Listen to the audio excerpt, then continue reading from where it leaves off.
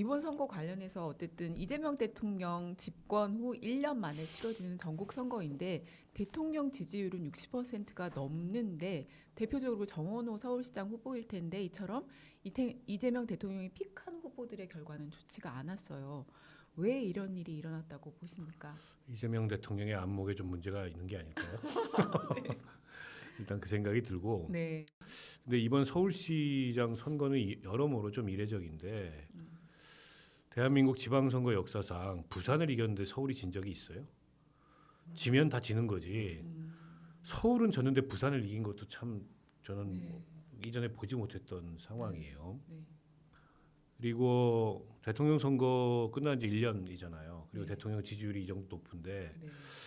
이런 상황에서 서울 같은 데를 내준다. 이것도 제가 보기에는 조금 이례적인 현상이에요. 네. 그래서 좀 세부적으로 서울은 좀 들여다볼 필요가 있는 것 같은데 일단 저는 서울시장 선거를 정원호 후보가 지게 된 가장 큰 이유는 후보 자신에게서 찾아야 된다 이렇게 생각합니다.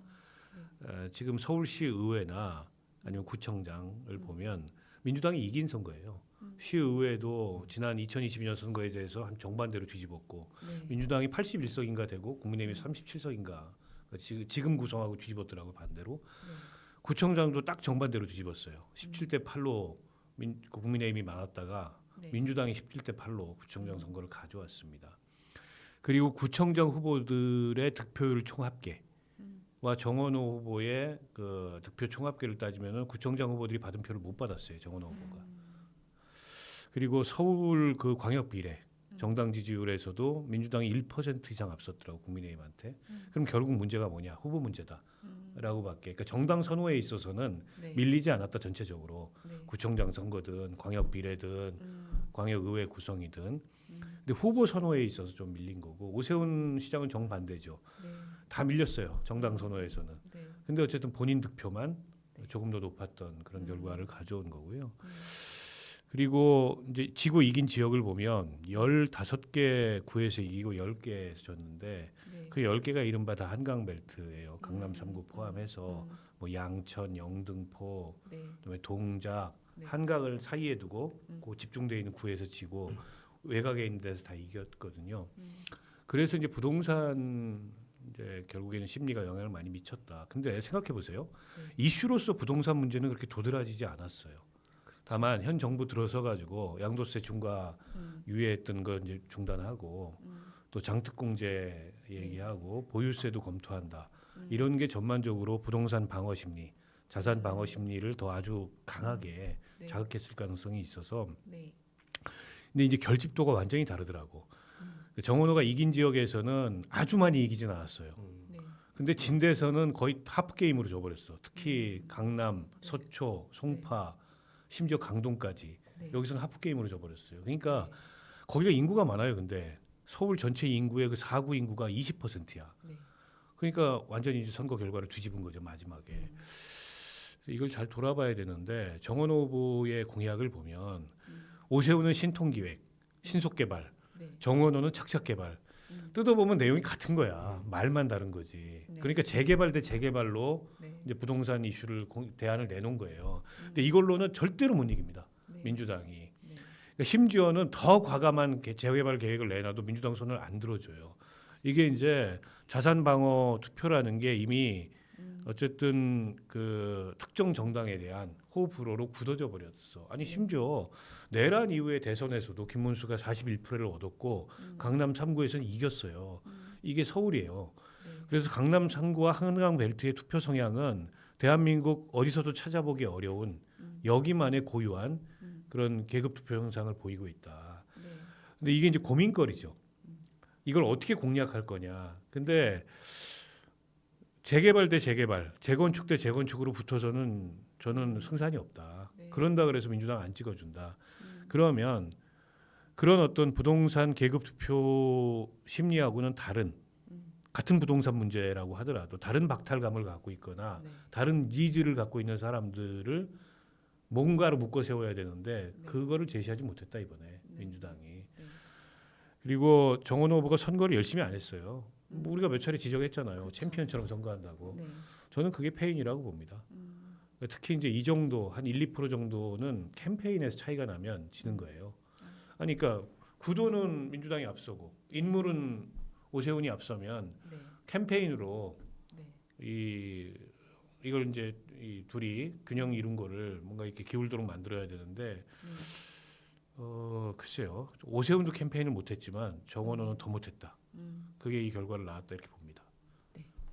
주로 이제 정원호 후보 쪽 스스로가 갖고 있는 패인 또 불리했던 여건 이런 쪽으로 말씀을 해주셨으니까 저는 다른 쪽에 그러니까 오세훈이 왜 이겼나 네. 이거를 말씀을 드릴 수 있겠는데 이게 워낙 원래 오세훈한테 불리하다고 여겨졌던 선거이면서 근소하게 역전을 했기 때문에 이런 선거의 경우는 이유를 대려고 하면 맞아, 천만 너무 가지. 많은 이유를 네. 네, 저 같은 경우도 제가 그 시의원 재선 낙선했을 때 한 130표 차이로 낙선했는데 네. 한 이유를 130개는 들 수 있을 것 같은 거예요.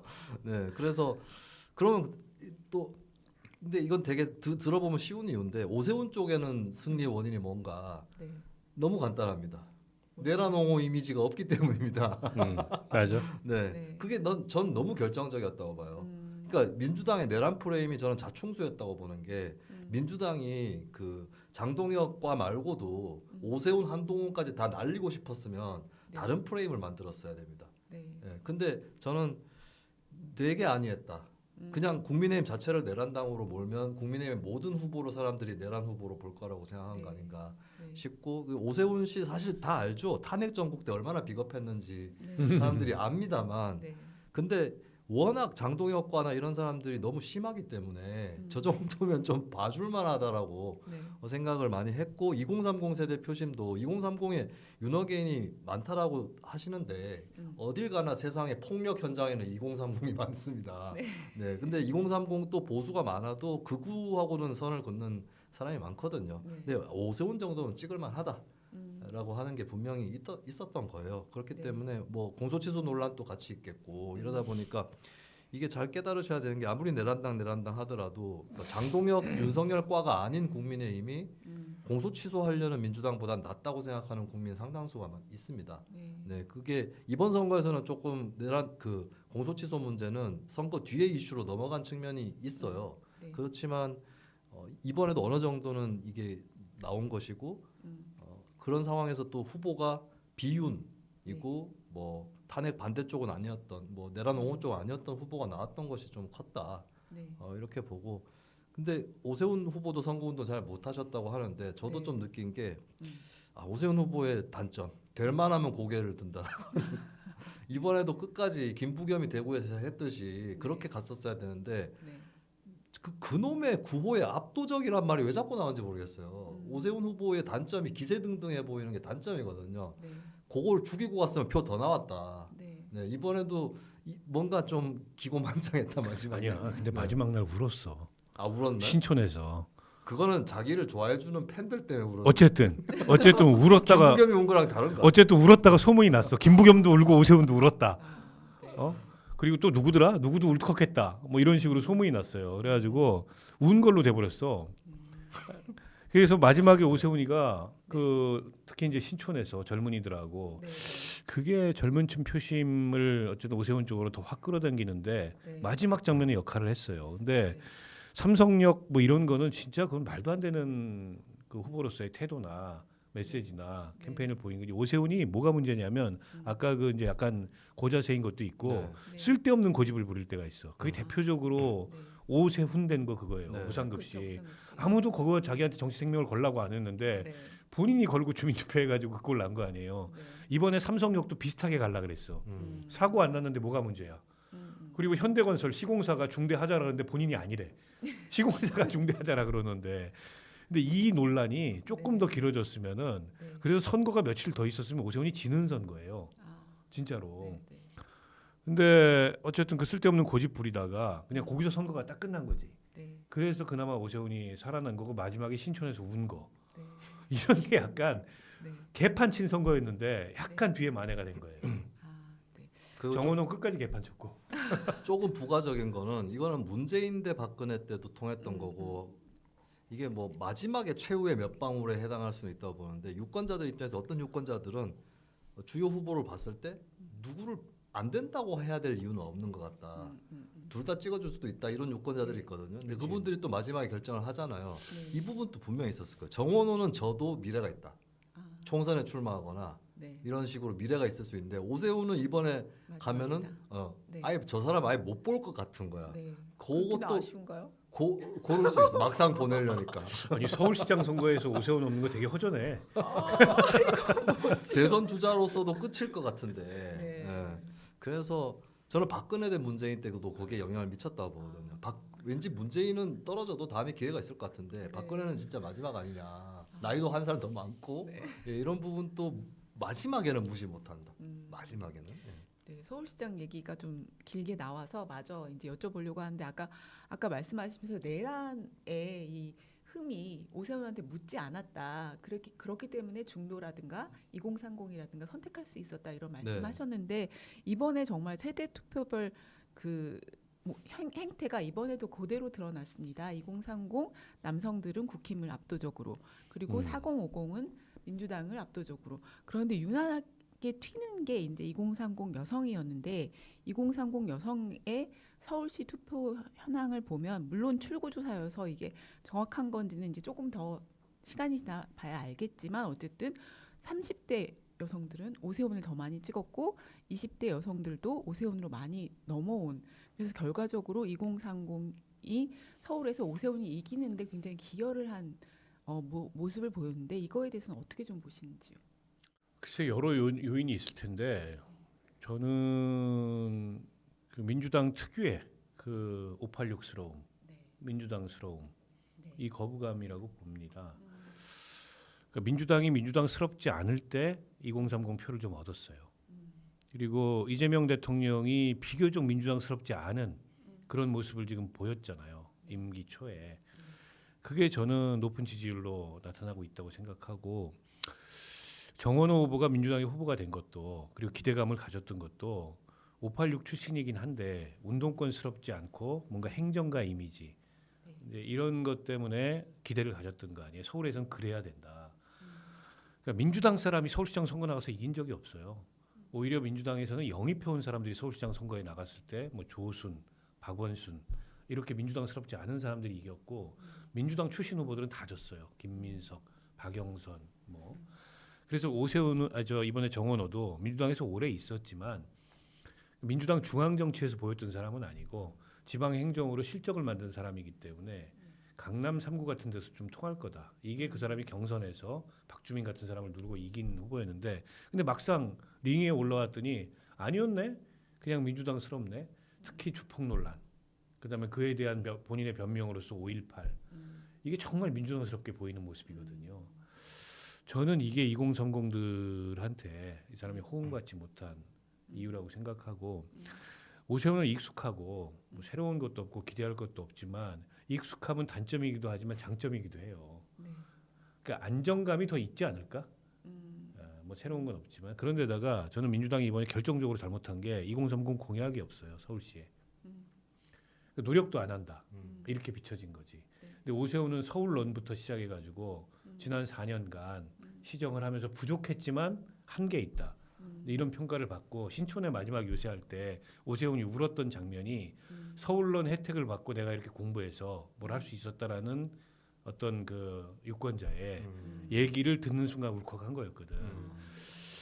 그 차이가 컸어요. 나는 이번에 이해가 안 돼. 2030 공약이 없다는 게 이해가 안 돼요. 그러니까 이건 노력조차 하지 않는구나. 그냥 4050 표만 받으면 네. 자기들은 이긴다고 생각했구나.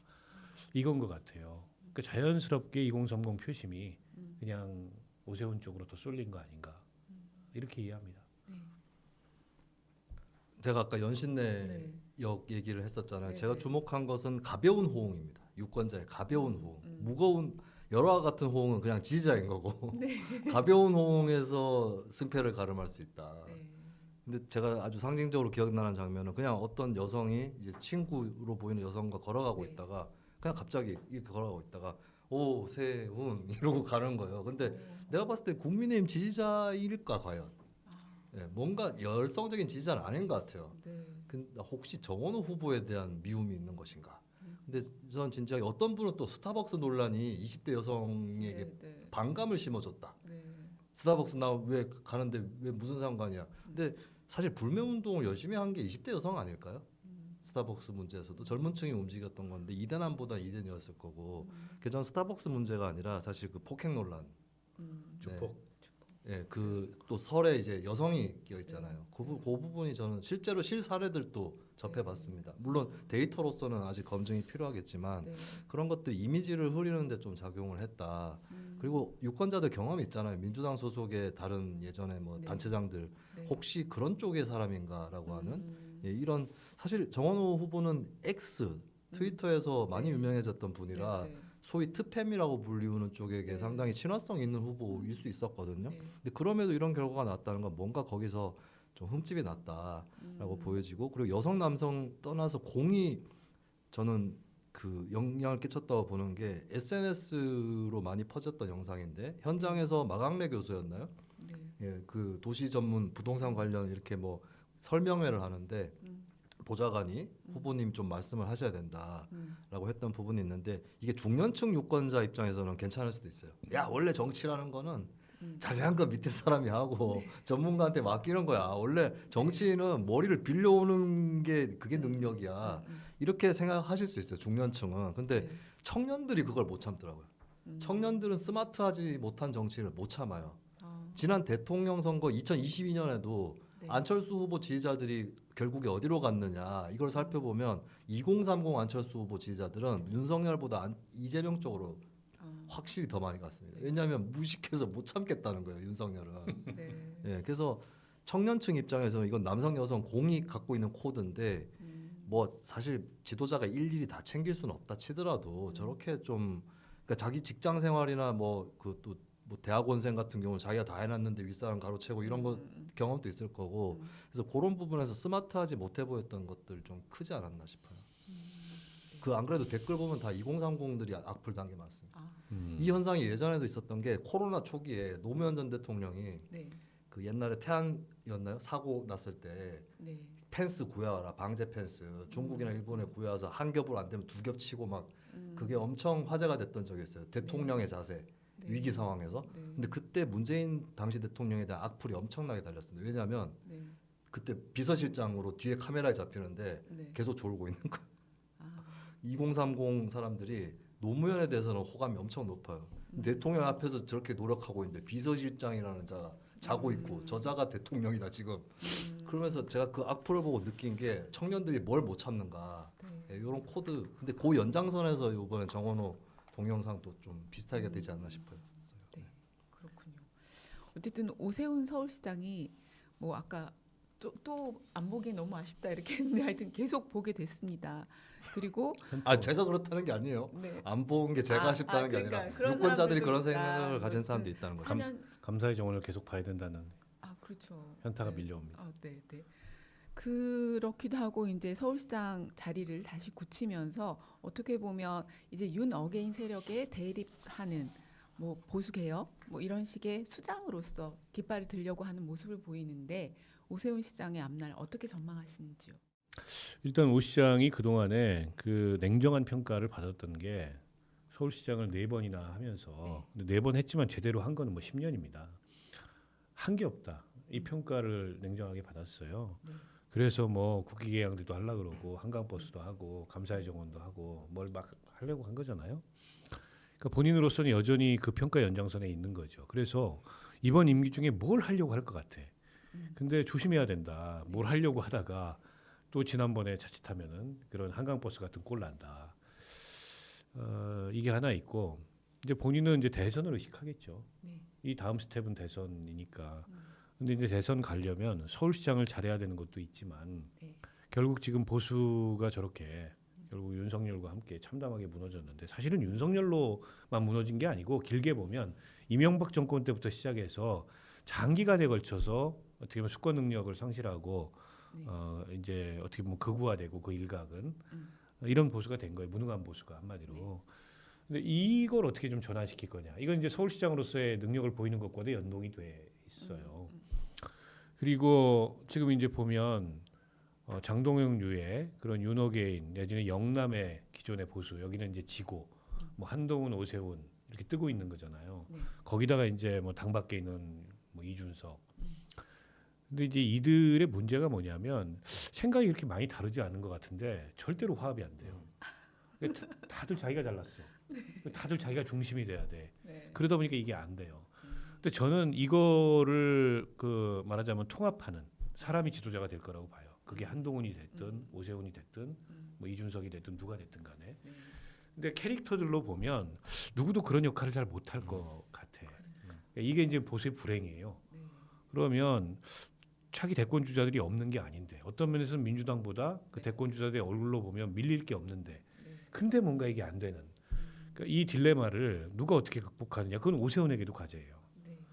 그래서 저는 뭐 오세훈이라는 사람이 지금까지 보여준 게 있기 때문에 뭐 특별한 기대를 하지는 않습니다. 그러나 어쨌든 이 계엄 내란과는 거리를 뒀고 이번에 장동혁과 철저하게 거리를 두면서 선거운동을 했고 그래서 당선된 거예요. 네. 장동혁 묻었으면은 거기도 여지 없어요. 근데 장동혁 안 묻은 사람들만 이번에 당선됐어. 유이동, 박완수, 한동훈, 오세훈 여기 장동혁이 안 묻었거든. 네. 그래서 오 시장으로서는 이제 뭐 정치 종착역인데 진짜 종착역에서 혹시 그동안 보여주지 못했던 오세훈의 진가가 있다면 이제 보일 때다. 크게 기대는 하지만. 알겠습니다. 네. 오세훈 시장의 최대 정치인으로 단점은 국민들이 그에게 별로 부채감이 없다라고 하는 게 있거든요. 그리고 정치를 편하게 해온 편이에요. 그렇죠. 네, 될 만한 선거에서 다 됐고 네. 운이 좋았고 솔직히 2021년 서울시장 선거는 그 룰 때문에 서울시장 된 겁니다. 그게 사실 좀 이상한 룰이에요. 왜냐하면 다른 당 후보 지지자한테도 그 당의 그 후보가 될 고를 수 있는 그걸 맡긴 소위 역선택이라든지 이런 것들 네. 가능하게 만들어 버렸기 때문에 그러니까 정작 열성 지지자는 별로 없는데 그냥 누가 보기에도 무난한 네. 나경원보다는 무난한 네. 그래서 된 거거든요. 네. 근데 그걸로 기회를 잡았는데 그다음 지방선거는 국민의힘 정부 초기에 치러졌고 두 번째는 좀 불리한 여건인데 근데 이번에 제가 봤을 때 처음으로 불리한 여건에서 이걸 딛고 이겼다. 네. 네, 이것이 이번에 처음 된 거거든요. 그러면 오세훈 시장 입장에서 엄청난 큰 기회다. 네, 저는 제 예상하고 완전 다르게 돌아가고 있다. 오세훈 시장은 돼도 예전에는 뭐 이렇게 저 사람은 너무 잘 나갔기 때문에 유권자들이 결국에는 큰 승부에서 안 줄 거라고 봤는데 네. 이번에는 또 불리한 상황에서 어쨌건 됐기 때문에 네. 당분간 뭐 국민의힘에서 독보적인 주자가 될 수밖에 없고 저는 자고 일어나서 오세훈 역전 이걸 보고 나서 네. 뭐라고 그랬냐면 저는 또 이제 반응이 좀 남다릅니다. 네. 오세훈은 한동훈 잘 되는 꼴을 못 보는구만. 한동훈이 대스타가 될 뻔했는데 오세훈이 다 덮어버렸거든요. 주도권을 오세훈이 갖고 갔는데 오세훈은 네. 통 크게 정치해야 됩니다. 한동훈 복당 이런 것도 오세훈이 주장해야 되는 거고 그렇지. 네, 그런 식으로 통 크게 정치할 수 있느냐가 첫 번째고 그리고 두 번째는 오세훈 서울시장 싫어하는 사람들 요번에 약 오르지 마세요. 서울시 의원 68%가 민주당입니다. 68이 되게 중요한 게 네. 과반이 아니라 3분의 2를 넘겼어요. 네. 그럼 오세훈 시장이 제2요구권 행사를 해도 민주당 주도 시의회가 통과시킬 수 있고 그다음에 오 시장이 이상한 사업하면 다 카트 치면 되는 거거든요. 네, 그렇기 때문에 근데 이게 오세훈 시장한테 호조건이 되면 어떡하나. 오세훈의 뻘짓이 다 막혀버리는 거예요. 그러면서 오세훈이 자책골을 넣는 기회가 없어져 버리는 거죠. 이런 약간 양면성이 있는데 네. 근데 서울 시민 입장에서 평균적으로 나쁜 선거가 아니었던 게 국민의힘이 뭐 3분의 2 가져갔다 이러면 걱정이 되죠. 근데 이제 여소야대가 됐고 그리고 오세훈 시장도 정말 시험대 선게 저는 단체장의 진면은 여소야대에서 나타난다. 네. 오세훈이 정말 한심했던 게 김문수 지사 극우 이미지를 갖고 있었던 김문수 지사가 2010년에 경기도지사 할 때 그때 민주당 주도 서울시 그 경기도 의회하고 김상곤 교육감 사실 김상곤 교육감하고 김문수 지사는 엄청 사실 사적인 인연이 있는 사이이기도 하죠. 다 조율해가지고 예산안에다가 친환경 급식 등이라고 씁니다. 등이라고 썼기 때문에 네. 김문수는 이렇게 얘기한 셈이죠. 나는 뭐 무상급식 찬성은 아니고 친환경 급식 하라고 준 건데 그 돈을 무상급식에 쓰시고 싶으시면 쓰시라. 이렇게 타협을 한 거예요. 근데 오세훈 씨는 그걸 못 해가지고 개삭방을 한 겁니다. 그 부끄러운 과거를 이번에 여소야대 상황에서 오세훈 또 이제 내가 예전에 오세훈보다 훨씬 낫다라고 하는 걸 증명해야 된다는 거죠. 근데 이번에 좀 평가해 줄 거는 네.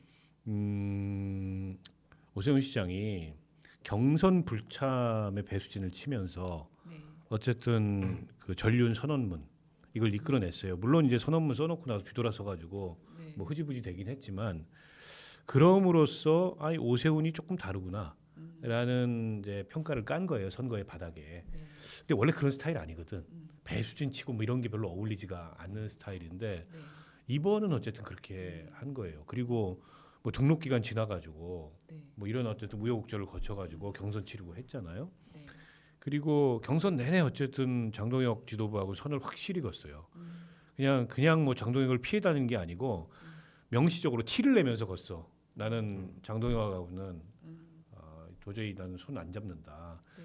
근데 이제 그걸 못한 게 박형준이에요. 그래서 박형준은 갈팡질팡하고 오락가락한 거야. 그리고 이 사람은 좀 이해가 안 가는 게 얘기를 들어보니까 네. 박형준 캠프 내부에서도 그렇고 한동훈 캠프의 내부에서도 그렇고 티나게 손잡진 않더라도 서로 스치듯이 조우하자 이런 제안이 막 오고 갔대요. 근데 박형준이 반응을 안 하는 거야.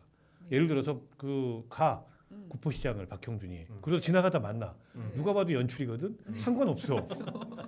상관없어. 그리고 단일화 해야죠 뭐 우리 이렇게 하면 말 한마디 가. 안 돼도 박형준 책임은 아니에요. 근데 박형준 득표율은 훨씬 올라갔을 거야. 그렇죠. 근데 그걸 안 했다는 거예요.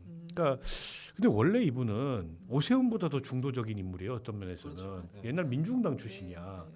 그리고 이명박 정부 때도 약간 그런 그 포지션이었고. 네.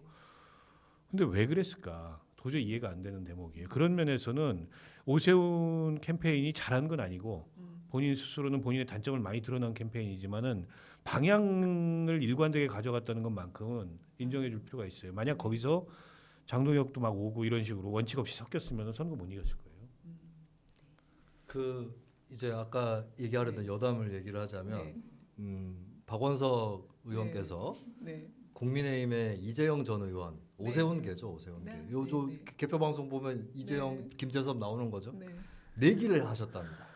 그래서 오세훈이 이기면은 밤새 마시는 술하고 뭐 안주 당연히 포함이죠. 네. 다 산다. 근데 살 일은 없다라고 얘기를 누차 하셨는데 어느 날 제가 자리에 있었을 때 김수민도 와라. 예, 근데 제가 어제 연합뉴스 앞에서 이재영 의원을 만났어요. 네. 그때 들은 거 맞죠? 김수민도 오라고 했죠. 그랬더니 이재영 의원이랑 그 이제 같이 다니는 측근분이 있어요. 다 들었대 자기들도. 예, 그래서 네. 예, 3자 4다로 하여튼 만나가지고 밤새 술을 다 축내고 네. 예, 오늘 제가 한 하루 굶고 갈 거예요. 오늘 저녁에 만나 또 이재용은 현타가 지금 세게 왔어. 아, 아니 저도- 어떻게 이 선거를 지냐고 정원호는. 아, 진짜 저도 같이 정말 있습니다. 예, 민주당 같이 하는 프로그램. 어. 민주당과 정원호 후보. 정원호 어떻게 이런 네. 정원호한테 구상권이라도 청구하고 싶으신데. 아무튼 뭐 그건 그거고. 재투표해야 됩니다. 서울시장 선거 재투표해야 됩니다. 해남의 자연이라 더욱 믿을 수 있습니다. 우수한 한우 생산을 위한 끝없는 노력, 데이터베이스와 육질 분석 등으로 1등급 이상을 엄선하는 한우 생산 원칙까지. 프리미엄 명품 한우, 올바른 한우 브랜드의 탄생, 해남 땅끝 한우.